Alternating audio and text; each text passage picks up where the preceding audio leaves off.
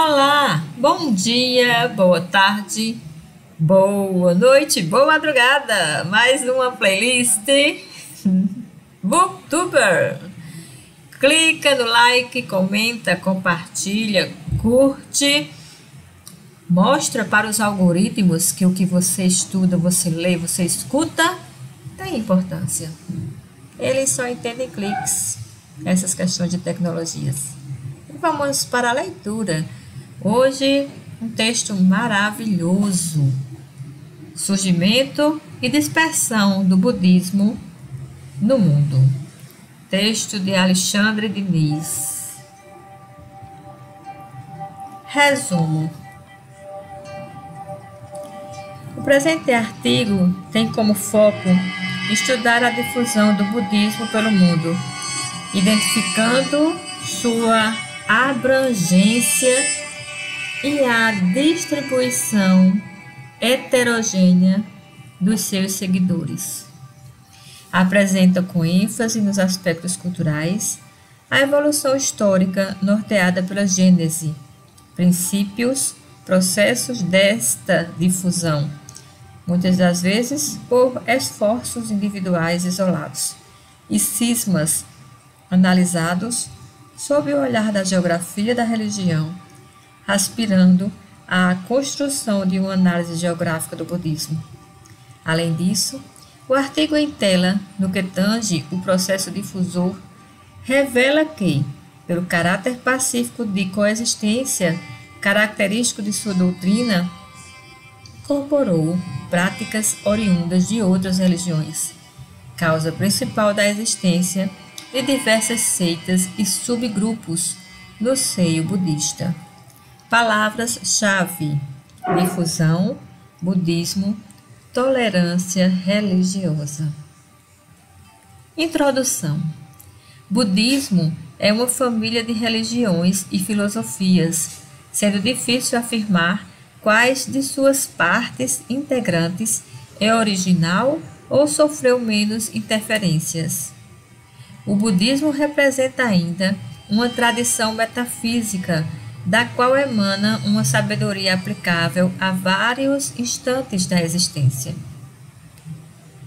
A figura histórica de Siddhartha Gautama, também conhecido como o Buda, não deixou registros escritos de suas ideias, sendo seus ensinamentos formalmente codificados pelo menos 4 séculos após a sua morte. Tais ensinamentos revestem-se de caráter psicológico, filosófico e moral, sendo o Buda costumeiramente retratado como um mestre, um pensador, um sábio, um verdadeiro cientista. O budismo apresenta uma série de peculiaridades em relação a outras religiões. Ao contrário do hinduísmo e do judaísmo, por exemplo, o budismo tem origem no fundador, Siddhartha Gautama, o Buda. Por outro lado, ao contrário do cristianismo e do islã, esse fundador não representou uma encarnação divina ou um mensageiro divino, mas, ao contrário, foi um ser humano que expôs uma disciplina mental, envolvida e posta em prática com o êxito por ele próprio. Outro aspecto importante em relação ao budismo é o fato de ser uma religião não teísta, uma vez que rechaça a existência de um Deus ou Criador Supremo, em que pese reconhecer a existência de seres não humanos, como espíritos e divindades, tendo esses apenas posição periférica em relação à doutrina. A doutrina budista faz um aspecto singular e um apelo ao livre exame, à livre experiência do indivíduo, distinguindo-se de grande número de outras doutrinas religiosas. Segundo o próprio Buda, Não acredites numa coisa simplesmente por ouvir dizer, e não acredites sob a fé das tradições, pois elas são veneradas há numerosas gerações. Não acredites em nada através unicamente da autoridade de teus mestres ou sacerdotes. Crê no que tu mesmo experimentares, provares e reconheceres como verdadeiro, que esteja de acordo com o teu bem e o dos outros, e conforma tua conduta a isso. Essa confiança na razão individual é tão claramente afirmada que o budismo poderia parecer, à primeira vista, uma filosofia e não uma religião. Acerca dessa provocante questão, Dalai Lama responde com bom humor. Pobre budismo, é rejeitado pelos religiosos, que o definem como uma filosofia ateia, uma ciência do espírito, e pelos filósofos, que o vinculam às religiões. Assim, ele não tem direito de cidadania em lugar nenhum.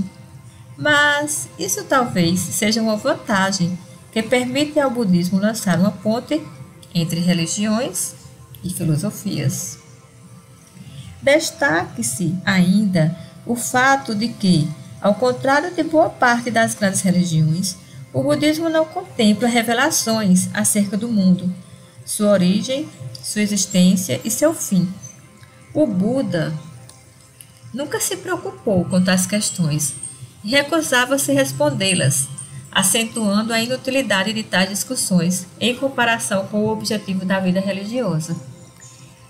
Desde o seu surgimento no norte da Índia, no século V a.C., o budismo expandiu-se pelo mundo, incorporando em cada nação que o abraçou aspectos das religiões, cultos e seitas locais.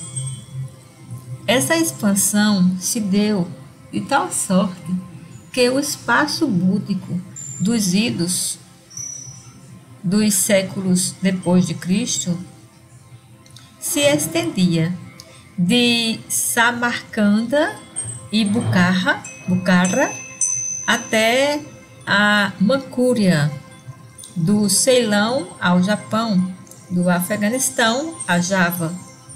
No entanto, nos locais onde foram perseguidos em distintas épocas, não surgiram mártires budistas. Afinal, o ensino de Buda não autorizou ninguém a criar uma ideia de mártir, porque correr-se-ia o risco de suscitar entre os seguidores do budismo amargas recordações de uma dada derrota, bem como sentimentos de ódio para os perseguidores. Hoje, o budismo é uma religião universal, com milhões de adeptos em várias partes do mundo. Trata-se de uma das mais tradicionais e fascinantes religiões. Tem uma rica história e, por que não dizer, uma geografia impressionante. Na lista das principais religiões do mundo, o budismo encontra-se em posição intermediária em relação à sua data de fundação, com mais de 2.500 anos de distância, ocorrendo posteriormente ao judaísmo, zoroatrismo e ao hinduísmo, por exemplo, mas muito antes de importantíssimas religiões como o cristianismo e o islamismo. Estimativas dão conta que o número de budistas no mundo esteja entre 230 a 500 milhões, sendo que a maioria delas aponta números que oscilam em torno de 350 milhões. Isso torna o budismo uma das mais expressivas religiões do mundo em termos de seguidores, congregando nada menos do que 6% da população mundial, ficando atrás apenas do cristianismo, islamismo, hinduísmo, de um numeroso grupo de indivíduos que se dizem religião e da religião tradicional chinesa. No entanto, os budistas estão distribuídos heterogeneamente pelo mundo, uma vez que as maiores populações budistas encontram-se em termos absolutos na China, Japão, Tailândia e Vietnã. Por outro lado, em termos relativos, as maiores populações budistas estão na Tailândia, Camboja e Myanmar, todos com mais de 80% de suas respectivas populações professando o budismo. Mas, como o budismo deixou de ser um movimento restrito do norte indiano, tornando-se uma religião universal? Porque, ao mesmo tempo, o número de adeptos dessa fascinante religião encontra-se distribuído de maneira tão heterogênea pelo mundo? Como se deu o processo de difusão espacial da religião? O presente trabalho tem por objetivo responder a essas perguntas. Para tal, busca-se identificar os aspectos centrais do budismo, resgatando parte de sua evolução histórica, enfatizando suas origens, princípios, processos de difusão e cismas. Este trabalho foi inspirado no recente movimento de valorização da geografia cultural, capitaneado pelos geógrafos Roberto Lobato Corrêa, do Departamento de Geografia da Universidade Federal do Rio de Janeiro, e Zeni Rosendahl, professora do Departamento de Geografia da Universidade do Estado do Rio de Janeiro. No âmbito das possibilidades de estudos conferidos pela geografia cultural, destacam-se aqueles relacionados à geografia das religiões. Trata-se de uma subdisciplina relativamente recente, cujas origens remontam ao início do século XX. Neste aspecto, destacam-se até os anos 1960 estudos que buscavam compreender a força da religião como modificadora da paisagem, a partir das perspectivas possibilitadas da escola vidaliana de geografia, bem como da escola de geografia cultural sauriana. A partir da década de 1960, foram valorizadas as relações recíprocas entre religião e ambiente, o simbolismo dos lugares sagrados e as práticas espaciais associadas ao sagrado. Procurando fomentar a escassa produção brasileira nessa área, Rosendahl suscita o desenvolvimento de 4 temas associados à geografia das religiões: centros de peregrinação,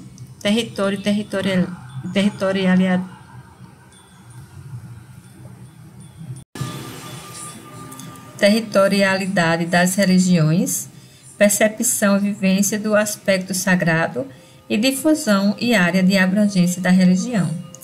O presente estudo filia-se à última área temática, uma vez que se busca identificar as áreas de abrangência e o processo de difusão do budismo pelo mundo. O presente texto inicia-se com um arrazoado acerca da vida do Buda, a organização, história e dispersão, e as diversas denominações da religião também são enfocados. Ao final, busca-se identificar os principais aspectos subjacentes à geografia do budismo. Existem 2 pontos de vista para a discussão da vida de Buda. Primeiro, objetivo e analítico, construído a partir de relatos e vivências históricas. O segundo, subjetivo e direto, aceitando-se Gautama como o Buda, o desperto, o iluminado, aquele que salvou a humanidade do sofrimento e da cadeia de reencarnações. Neste texto, adotar-se-á, na medida do possível, a abordagem objetiva, uma vez que a sua biografia só foi escrita séculos após a sua morte, e as fontes são um misto de história e lenda. Gautama Buda, fundador daquilo que chamamos budismo, viveu no nordeste da Índia no século VI a.C. Seu primeiro nome era Siddhartha e o nome da família Gautama. O epíteto Buda, que significa em sânscrito o desperto, o iluminado, aquele que se deu conta, ou ainda aquele que assimilou a verdade, foi-lhe atribuído mais tarde, após ter supostamente atingido o estágio espiritual superior aos 35 anos de idade. Siddhartha Gautama também era chamado de Bhagava, o abençoado, por seus discípulos, mas também de Shakyamuni, o iluminado do clã Shakya, uma vez que nasceu no clã Shakya, que denominava a porção do território indiano, postado na borda meridional nepalesa. Siddhartha nasceu príncipe no ano de 563 a.C., nas planícies de Lumbini, no sul do Nepal, tendo levado uma vida pautada pelo luxo, sob a proteção do seu pai, Suddhodana, Raja do clã Shakya. Siddhartha casou-se aos 16 anos com uma prima, de nome Yasodhara, com quem teve um filho, Rahula. A luxuosa e confortável vida no claustro palaciano sofreria uma reviravolta quando, tomando conhecimento das realidades do mundo, concluiu que a vida é sofrimento. Buscando descobrir um modo de aliviar o sofrimento humano, Siddhartha renunciou à faustuosa vida que levava e deixou o palácio e a família aos 29 anos de idade, para tornar-se um asceta. Durante 6 anos acompanhou os grandes mestres espirituais da época sem grandes resultados. Foi assim que compreendeu que a vida asceta não fazia sentido e escolheu o caminho do meio. Há uma alternativa longe do fogo das paixões e dos tormentos da automortificação. Reza a lenda que Siddhartha sentou-se sob uma figueira, entrando em profunda meditação, resoluto de que não abandonaria esta posição até que alcançasse seu objetivo. Foi assim que, aos 35 anos de idade, Siddhartha transformou-se de um mero buscador da verdade em Buda, o iluminado. Os primeiros seguidores foram os ascetas que o acompanhavam. Nas quase 5 décadas que seguiram, Buda deambulou pela planície gangética, ensinando o Dhamma a expressivo número de seguidores, fundando uma ordem de monges e monjas. 1958 e 1987 são os anos dos estudos de Percheron e Dhammananda, que falaram sobre o Dhamma ensinado por Buda. Siddhartha Gautama viveu até os 80 anos, vindo a falecer no ano de 483 a.C., deixando milhares de seguidores. O budismo. O Buda nada escreveu, tendo seus ensinamentos sido puramente verbais, ficando na memória de seus discípulos que os transmitiram oralmente por repetição e recitação nos mosteiros da Índia. Mais tarde surgiram diversos tratados que constituem o cânone sagrado dos livros budistas, intitulado Tipitaka em Pali ou Tripitaka em sânscrito. Alguns teóricos postulam que os ensinamentos do Buda não representaram ruptura do brahmanismo então praticado. Vários termos brahmanes foram empregados, mas com significados distintos. Ele aceita a existência do renascimento por muitas vidas. O samsara, que resulta em novas vidas dependendo do karma, a lei moral da causa e efeito, juntamente com a noção da unidade de todas as formas de vida e o objetivo de autolibertação. Todas essas noções encontravam-se presentes no brahmanismo praticado nos dias de Siddhartha Gautama.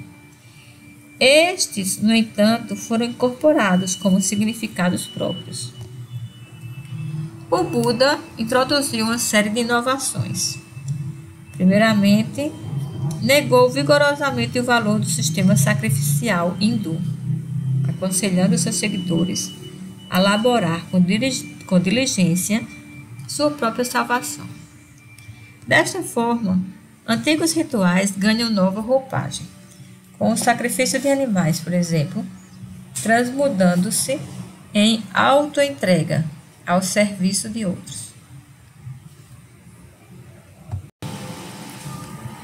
Neste contexto, o objetivo não é ser absorvido pelo Brahman, o absoluto, nem tampouco a união com Deus, mas o Nirvana, que significa a cessação do desejo e do apego.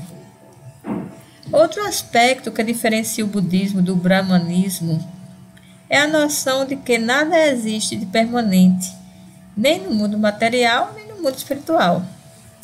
Não há universo, substância e alma-substância. Existem apenas estados, condicionados pelos que precedem, que se agrupam momentaneamente para formar um universo ilusório, um eu ilusório. Outra grande contribuição foi a noção de que nenhuma alma, ou Atman, renasce, porque não existe permanência em coisa alguma. O que existe é apenas a sequência de um momento, de aparência que dá origem ao seguinte, de modo que a morte simplesmente representa uma nova forma de aparência, humana ou animal, no céu ou no inferno. Mas, segundo Shalai, a originalidade do budismo está no fato da doutrina contrariar certas tradições do meio social do qual surgiu, tendo sido criada a partir da própria experiência da vida de seu idealizador.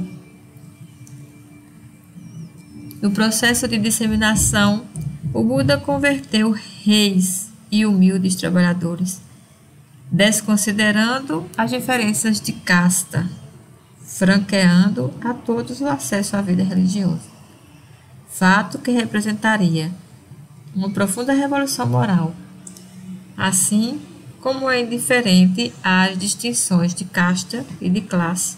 O budismo também é indiferente em relação às diferenças raciais e às nações. Portanto, o budismo pode ser encarado como universalista, uma vez que aspira à conversão de todos os seres humanos.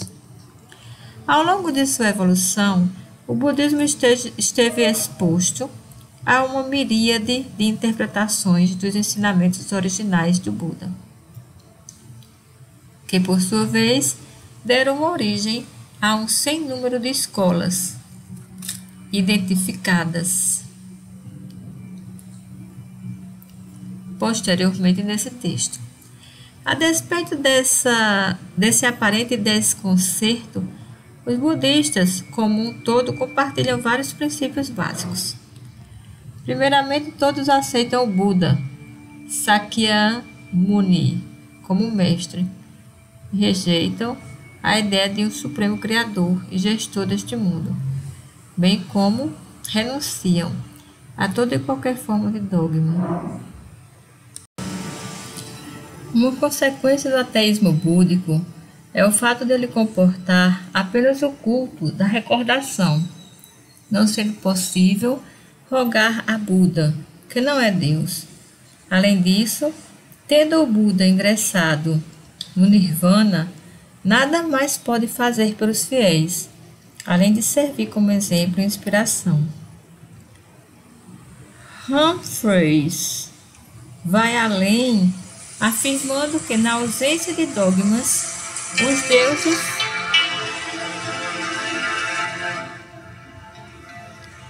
com o poder de avançar ou deter o avanço dos homens em direção à sua própria iluminação, os sacramentos e os sacrifícios deixam de ter sentido no budismo. Outro importante princípio compartilhado por todos os budistas é a noção de que Siddhartha Gautama não foi o primeiro humano a atingir a iluminação. Budas antes dele existiram e outros Budas ainda existirão. Portanto, a iluminação constitui-se não apenas numa promessa, mas na esperança de todos os budistas. Todos os budistas também compartilham o livro sagrado, Tripitaka, em sânscrito, ou Tipitaka, em Pali, que significa o triplo cesto de flores. Tratam-se dos textos de referência do budismo tradicional, supostamente transmitidos pelo próprio Buda. Compõem o Tripitaka textos sobre a doutrina, Sutra Pitaka, a disciplina monástica, Vinaya Pitaka, bem como aqueles de caráter filosófico e psicológico, Abhidharma Pitaka. Esses elementos constituem a base do cânone Pali, referência de ortodoxia em toda a história do budismo. Todas as escolas abraçam igualmente as 4 nobres verdades. A primeira verdade é aquela sobre a dor, segundo a qual toda a existência é insatisfatória e cheia de sofrimento.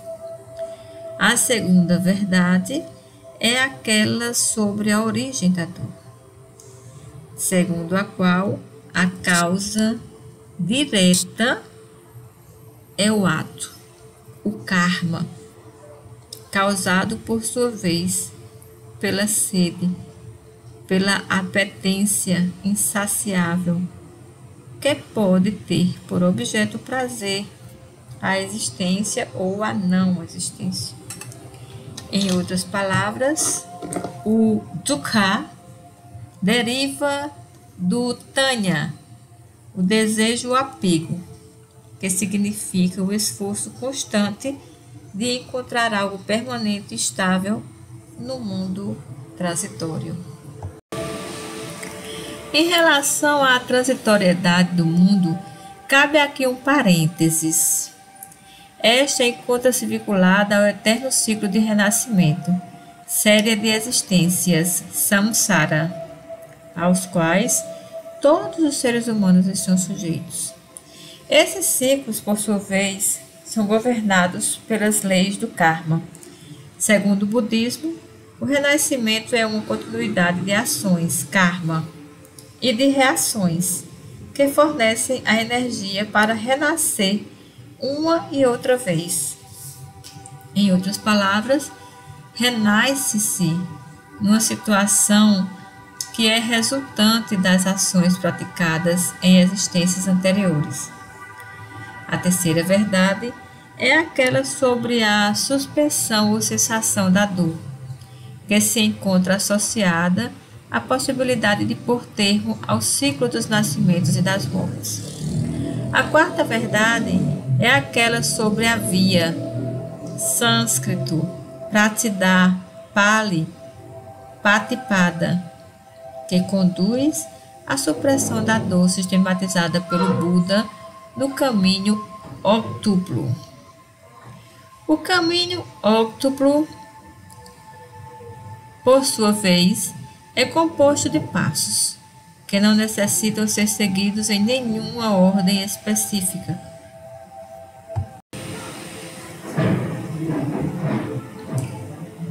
A quarta verdade é aquela sobre a via. Sânscrito, pratidad, pali, partipada, que conduz à supressão da dor, sistematizada pelo Buda no caminho óctuplo. O caminho óctuplo, por sua vez, é composto de passos, que não necessitam ser seguidos em nenhuma ordem específica, cada um descrito como correto, ou sama, quais sejam compreensão correta, pensamento correto, fala correta, ação correta, existência correta, esforço correto, atenção correta e concentração correta.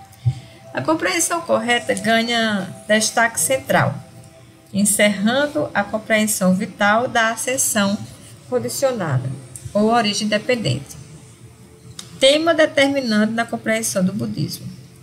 Trata-se de uma cadeia de 12 elos, que explica como todas as coisas estão ligadas, como o erro e o apego ao erro surgem e como, se a cadeia é desfeita, o nirvana pode ser alcançado.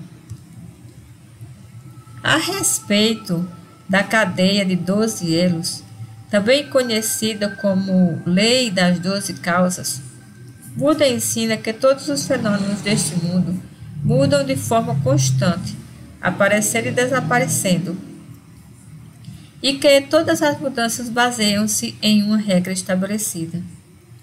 Ainda que todas as coisas mudem, esta regra permanece imutável. Essa lei é reconhecida como lei das 12 causas, porque a regra se divide em 12 etapas. Em relação à vida, as 12 etapas são ignorância, ações, consciência, nome e forma, mentais e matéria, as 6 entradas, os 5 órgãos do sentido e a mente, contato, sensação, desejo, adesão, existência, nascimento e velhice e morte. Outro aspecto compartilhado por todas as escolas é a estreita e simbiótica relação entre monges, em comunidade, e os leigos. Desde os primórdios, os budistas organizaram-se em 4 grupos: os monges, as monjas, os fiéis leigos e as fiéis leigas. O Buda verificou que a maioria dos seres humanos encontram-se apegados aos prazeres sensuais e que apenas um pequeno grupo aceita abandoná-los. Em virtude desta diferença de mentalidade, os fundadores do budismo não quiseram ignorar completamente os não renunciantes e decidiram fazê-los participar no seu empreendimento religioso para que o ensino do Buda fosse útil ao bem-estar de muitos.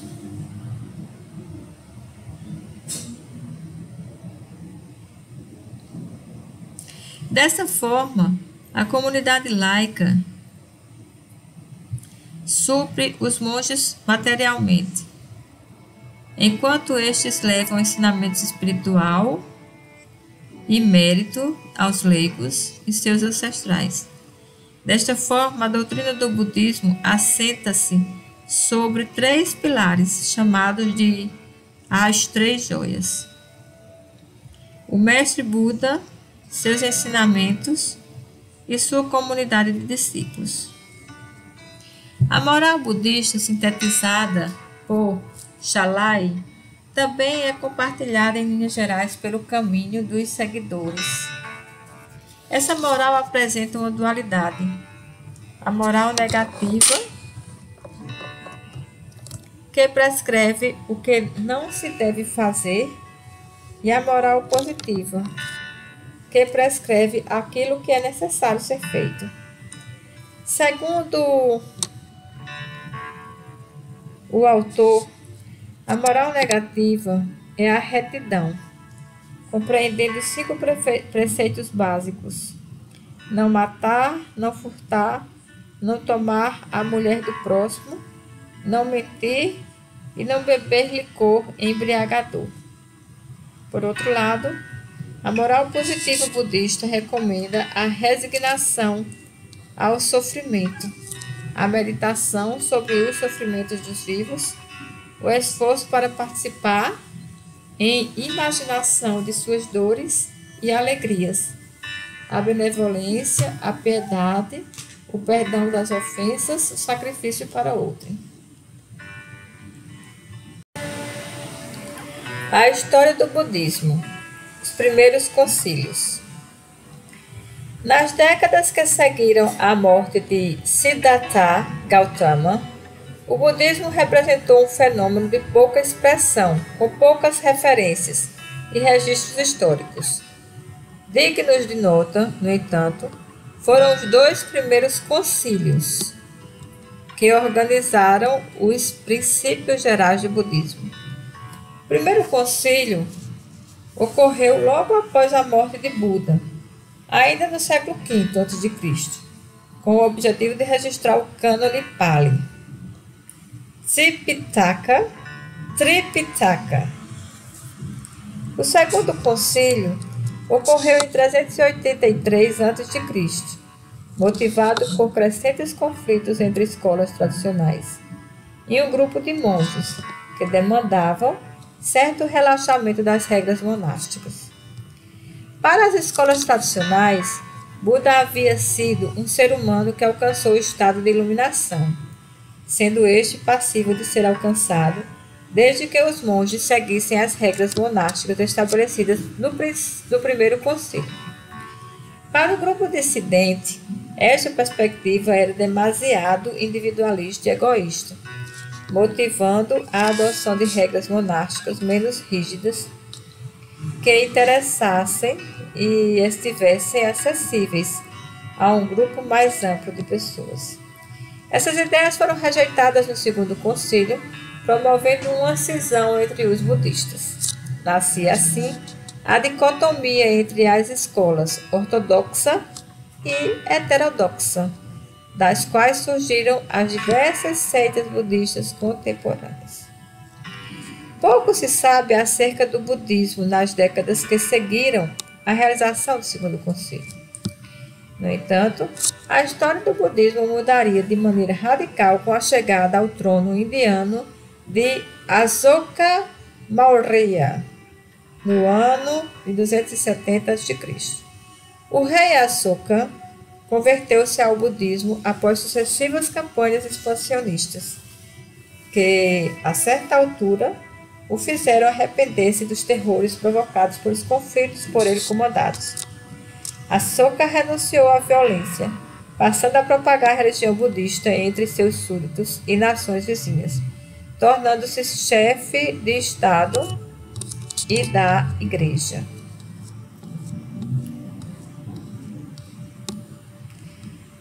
No plano interno, Asoka foi um rei benevolente, construindo estupas, templos, hospitais, poços artesianos, cuidando do bem-estar de seus comandados e os unindo ao Dhamma, fazendo do budismo a religião da Índia.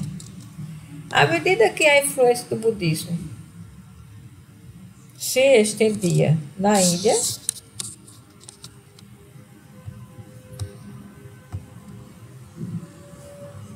desapareciam a guerra, a pena de morte, as perseguições e as grandes caças mortíferas.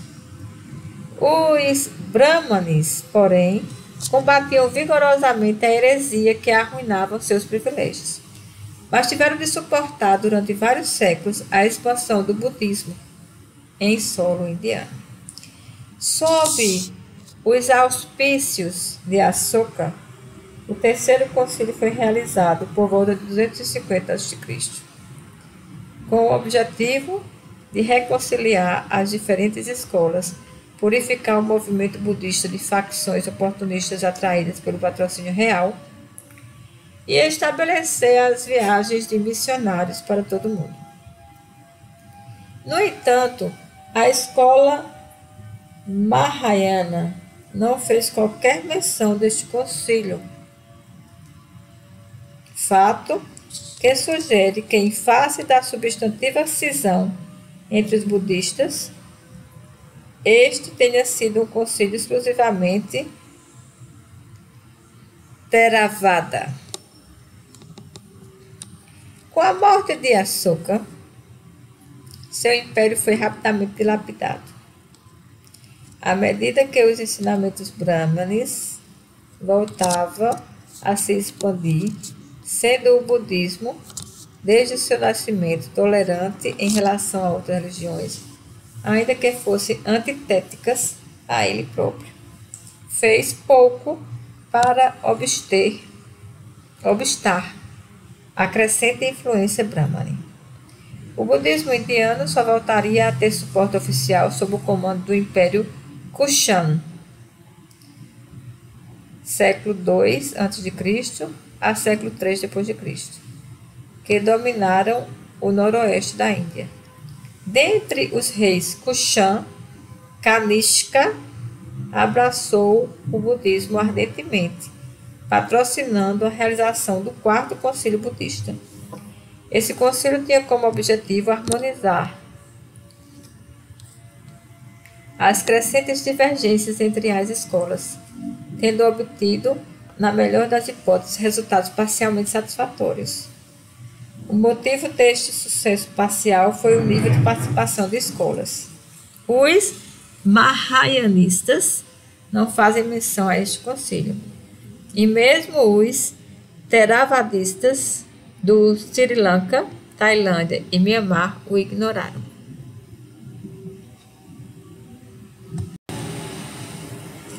Com o fim do Império Kushan, o budismo florescia na Índia durante a dinastia dos Guptas, século IV a VI d.C. Vários centros do saber Mahayana seriam criados, como Nalanda, no nordeste da Índia, que se tornariam uma das universidades budistas mais importantes durante vários séculos. No entanto, a partir do século VII, o budismo indiano entraria em decadência em virtude das invasões dos hunos brancos e do Islã. Desta forma, o budismo na Índia foi paulatinamente perdendo força. As duas principais escolas permaneciam igualmente representadas. Porém, no ano 1000 da era cristã, pouco do budismo indiano permanecia, encontrando-se, como nos dias atuais, apenas em pontos isolados do país. A expansão budista.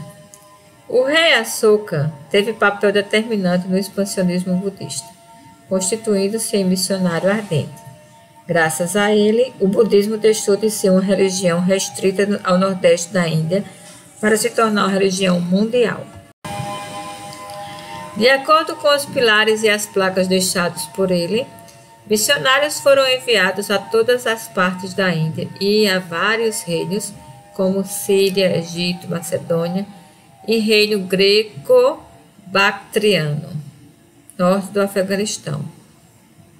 A prova disso é a famosa coletânea filosófica sob forma de diálogos entre um sábio budista e o rei grego Menandro, que governava a Bactriana no século II a.C.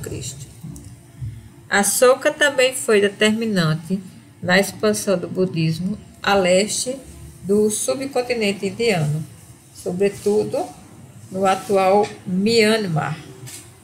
Graças a Ashoka, o povo Mon converteu-se ao budismo por volta de 200 a.C. Outra missão importante foi aquela enviada ao Sri Lanka, também no século II a.C., responsável por as conversões do rei Devanapiyai, Tissa e outros nobres. Mesmo com a morte de Ashoka e o declínio do budismo na Índia, As duas escolas prosseguiram a sua peregrinação, espalhando-se pelo mundo.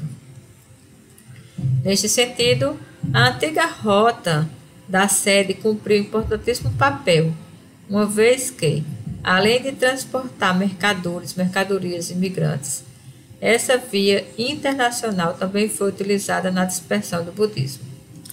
A Rota da Seda, termo cunhado pelo geógrafo alemão Ferdinand von Richthofen, constituía-se em importante rota de comércio que ligava o Oriente ao Ocidente, conectando China, na China, Xina, na China, as cidades portuárias mediterrâneas de Antioquia e Tiro.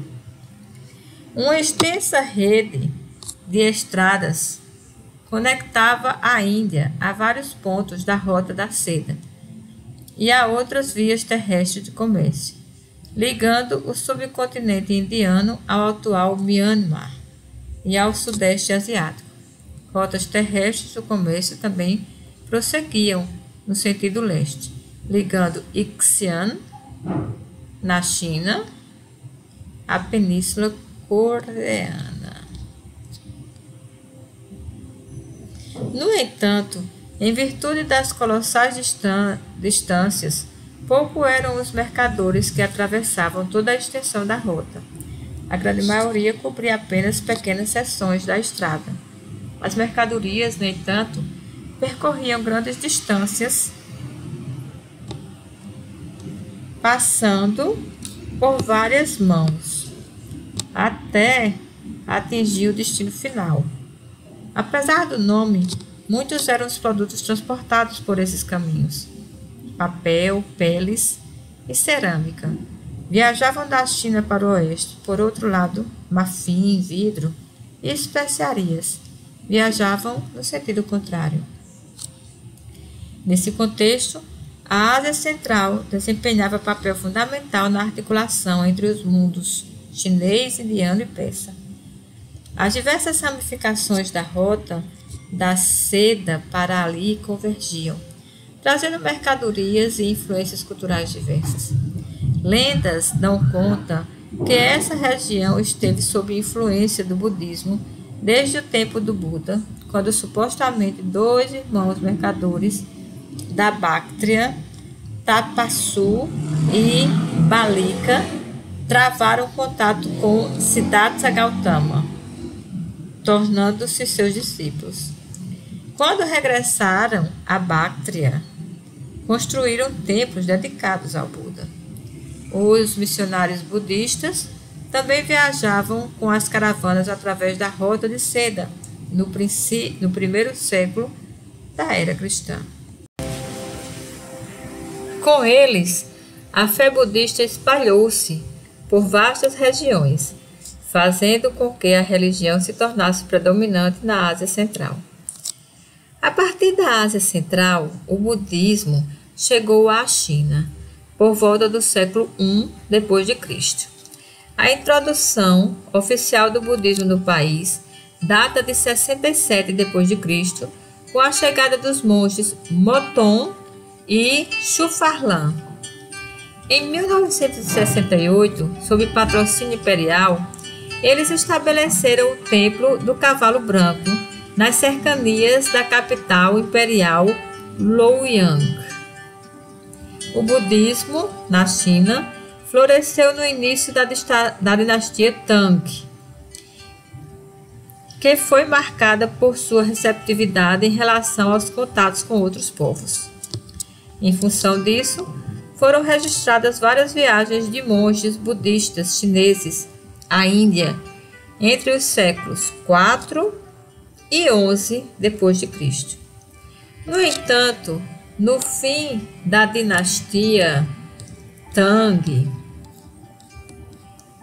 as influências externas passaram a ser evitadas, sendo que em 1845 d.C., o imperador Wuzong proibiu todas as religiões estrangeiras, com o objetivo de apoiar o taoísmo.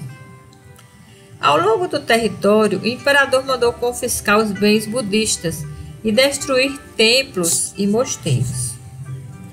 Com o desenvolvimento do budismo na China, a religião chegou à Coreia em 372 d.C., quando embaixadores chineses visitaram o reino de Goguryeo, levando consigo textos e esculturas. O budismo viria a florescer na Coreia, em particular na sua forma Zen, a partir do século VII d.C.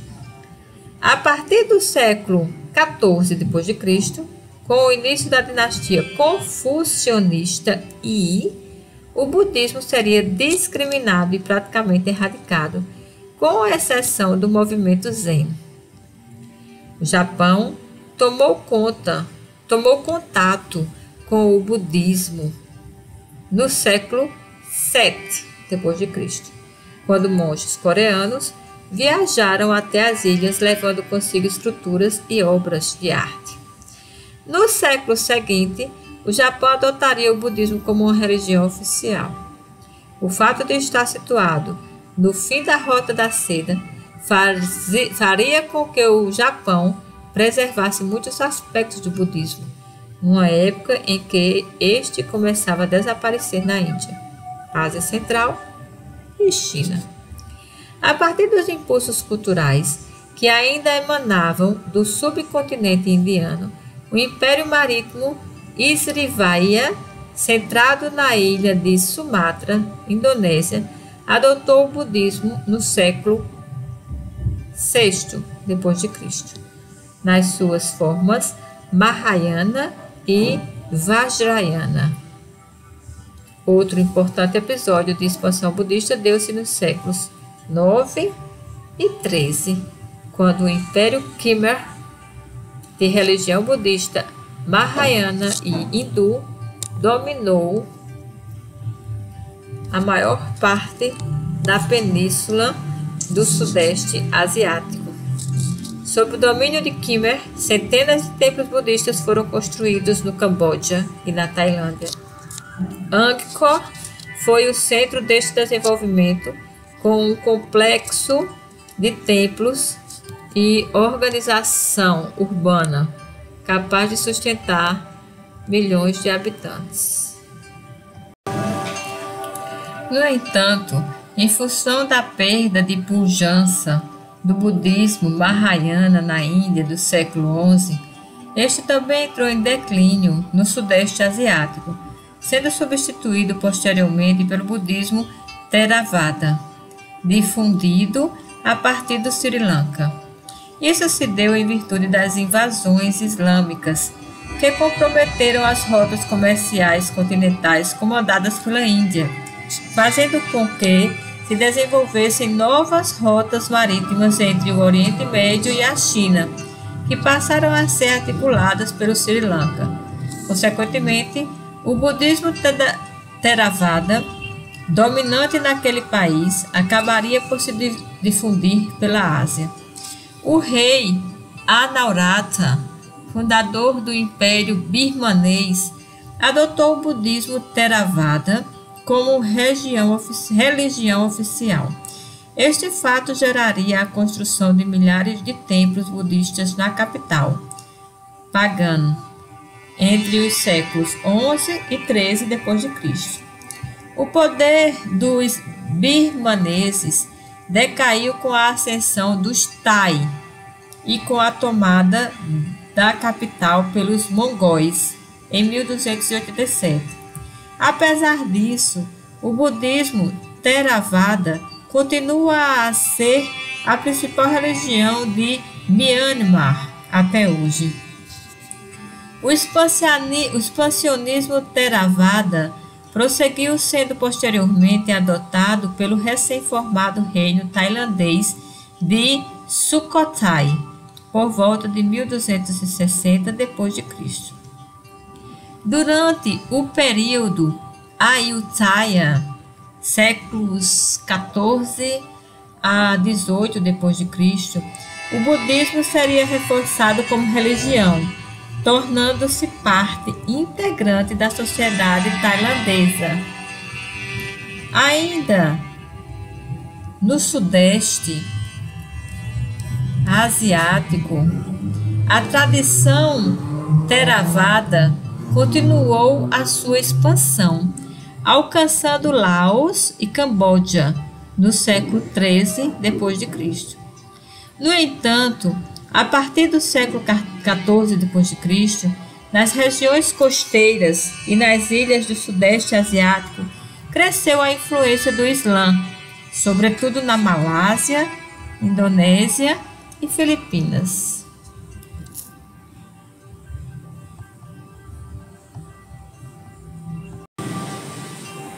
O budismo foi introduzido tardiamente no Tibete, desde o tempo do primeiro rei tibetano, Nyatri Tsempo. A religião predominante no Tibete era o Bon. No entanto, durante o reinado de Lhá Totori Nyesen, ocorreram os primeiros contatos com o budismo. Seu quinto sucessor foi o rei Isrong Batsangampo, quem colaborou com o estabelecimento do budismo no Império.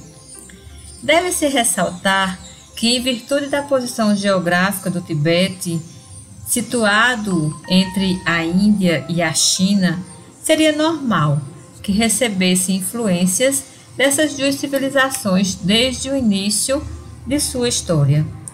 Portanto, as primeiras influências budistas tiveram dupla origem, não só em virtude da posição geográfica do Tibete, mas também graças às procedências das esposas de Isrong Batsangampo, uma chinesa e outra indiana. Desta forma, cada uma delas estabeleceu na capital real o culto búdico, tal como era praticado em suas respectivas pátrias. Essa dupla transmissão não tardou a redundar numa confrontação, mas, ao longo da história, sabe-se que a tradição indiana se sobrepôs à chinesa, tendo o budismo tibetano se desenvolvido sob forte influência tântrica. Um dos sucessores de Isrong Batsangampo, Trisong Detsen, convidou vários mestres da Nashila de Singala, Kamalashila da China, Shantarakshita de Zarro, Vilamitra de Kashmir e Padmasambhava de Udhyana. O rei patrocinou a tradução de textos budistas para o tibetano e em 779 d.C. fundou o primeiro monastério tibetano, Sami. Por muitos séculos, o Tibete permaneceu isolado e desenvolveu uma forma única de budismo, incorporando as filosofias e o monasticismo do Mahayana, os métodos tântricos do Vajrayana e as crenças nativas da religião Bon, como se verá mais adiante. Apesar dos contatos com o Ocidente serem muito antigos, o budismo começaria a despertar maior interesse entre os ocidentais apenas na segunda metade do século XX. Com a crescente desilusão suscitada pelos recorrentes fracassos de projetos políticos alternativos, como o marxismo, por exemplo, o budismo passou a inspirar vários intelectuais. Neste sentido, a doutrina depurada e, consequentemente, suscetível de ser aceita pelo espírito crítico e pelo racionalismo ocidental, a ele, acrescentando uma dimensão moral e espiritual, foram determinantes na crescente adoção do budismo entre os intelectuais ocidentais. Dessa forma, já nos anos 1970, a busca pela realização pessoal de inspiração budista substituiu, em boa medida, a utopia de projetos políticos restauradores, que visavam introduzir mudanças radicais nas sociedades. Entretanto, O fator determinante para a popularização do budismo no Ocidente foi, sem sombra de dúvidas, deflagrado pela invasão e a anexação do Tibete pela China, respectivamente em 1950 e 1951.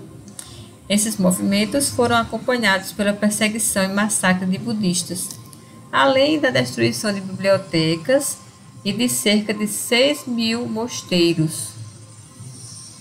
Esses acontecimentos chegaram ao Ocidente e chamaram a atenção para a religião, causando compaixão em relação à causa tibetana.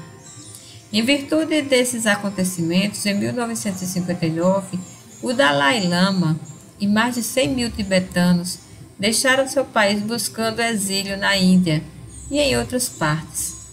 Do exílio, o Dalai Lama iniciou uma pacífica luta pela restituição dos direitos tibetanos, que lhe rendeu o Prêmio Nobel da Paz, fato que ajudou a popularizar o budismo no Ocidente. Deve-se destacar que, à medida que o budismo penetrou diferentes países e culturas, a doutrina adotou ou foi ineficaz ao combater ideias e crenças locais, incorporando às práticas budistas originais princípios de outras religiões. Foi desta forma que o culto de espíritos da natureza, presentes na Tailândia, Sri Lanka e Myanmar, foram paulatinamente incorporados ao budismo ali professado.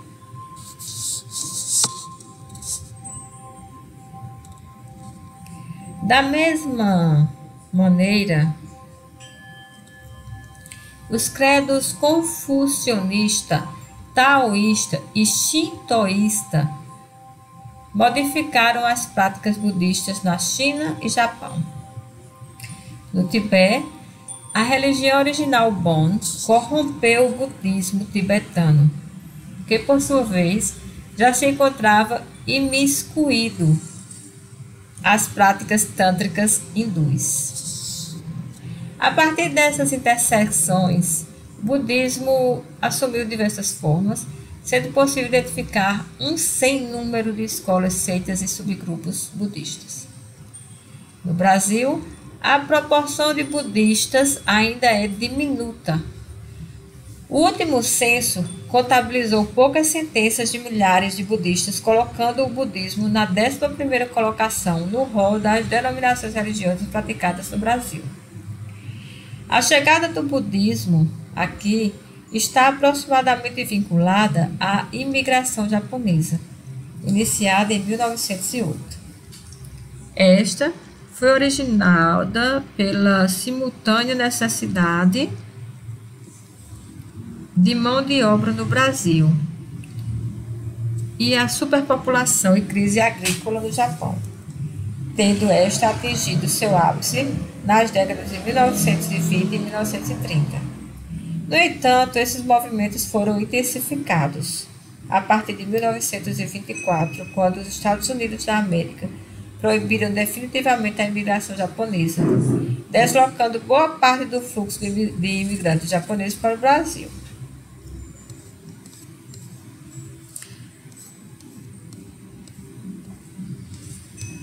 Essa situação fez com que aproximadamente 75% dos 190.000 imigrantes que deixaram o Japão antes da Segunda Guerra, entre 1925 e 1935, aportassem no Brasil. A maioria dos migrantes se fixou primordialmente no interior do estado de São Paulo e no norte do Paraná, tendo como ocupação principal a agricultura. Esses imigrantes pioneiros tiveram muitas dificuldades na sua adaptação ao Brasil, enfrentando total desconhecimento da cultura brasileira e da língua portuguesa, além de preconceitos, condições precárias e de semi-escravidão nas fazendas.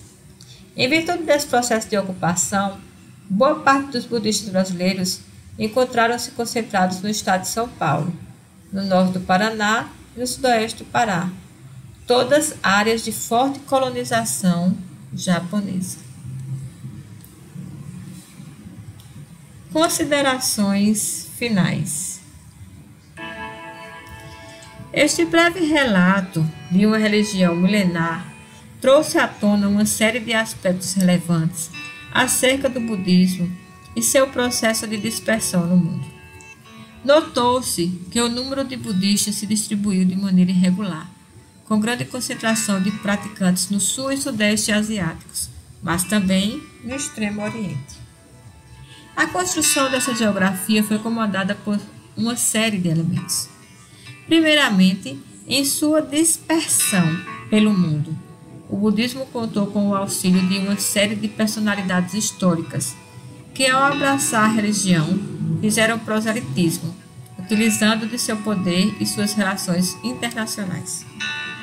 Dessas personalidades devem se destacar em primeiro lugar o rei indiano Ashoka, fundamental na conversão de boa parte dos indianos, bem como em sua dispersão pelos reinos com os quais mantinha relação.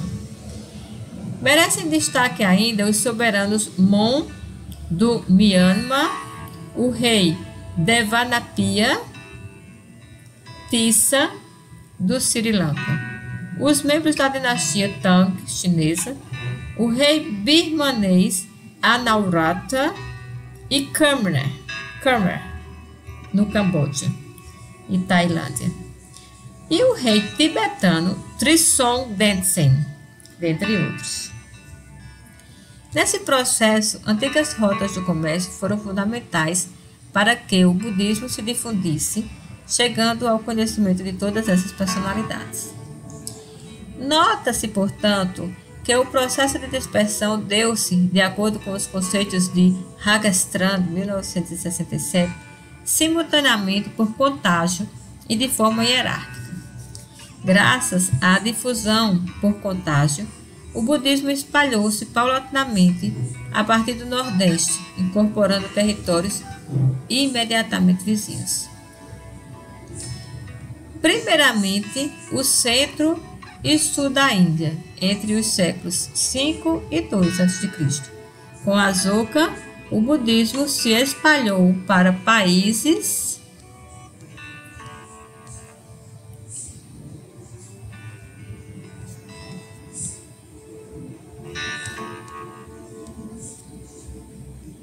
Sri Lanka e Myanmar, ainda no século II a.C.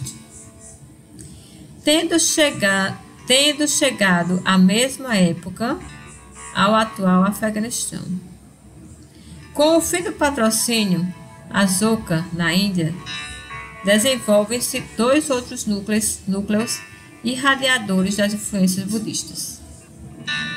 Um a partir da Ásia Central, de onde o budismo Mahayana se irradiou para a China, século I d.C.